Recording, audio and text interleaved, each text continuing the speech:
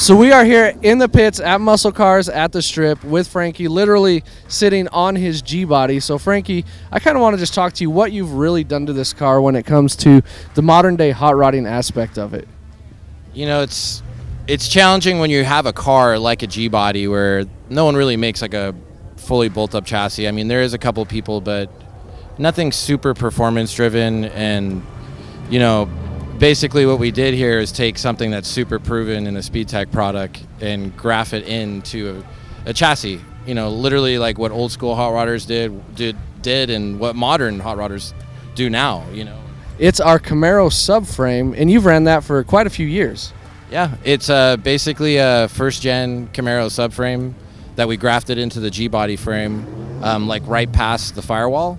You can kind of see it if you look at the car. But yeah, we kind of found a happy spot where the chassis kind of met and it was easy to shape metal to it, and then we built a cage to it. So it's a super rigid car.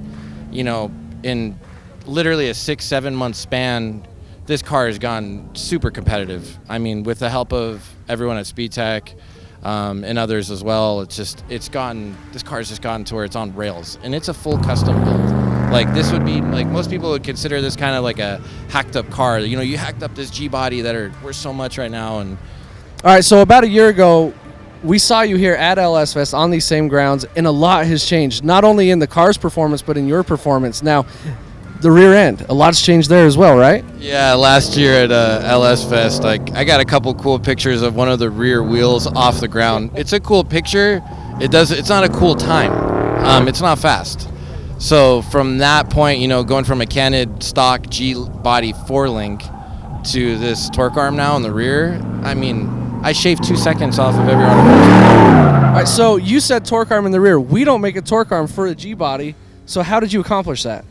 Well, with Blake, one of the owners of Speedtech, has been kind enough to answer my crazy questions in the middle of a work day and be like, hey, can we do X, Y, and Z? And he's like, sure. And broke down the 2 different options of torque arm lengths that would fit my car, and we figured out that the shortest one would work perfect. And like, we literally did it in-house in literally a day, and another half a day of modifying the exhaust because of where the torque arm was located. But I mean, for a 2 second increase on an autocross track, like, that's like minutes.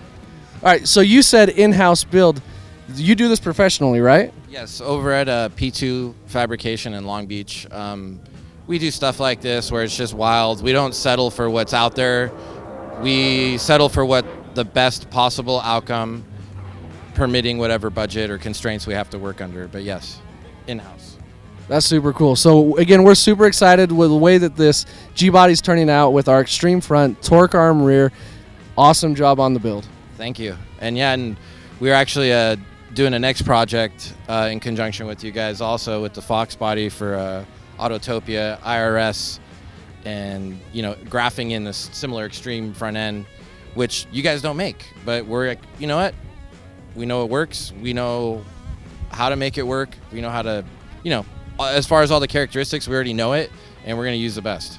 And again, that's another project that we're super excited about. It's an early 90s Fox body. AutotopiaLA is the channel on YouTube. They featured your car. So if you want to see more on his build, check out their channel as well.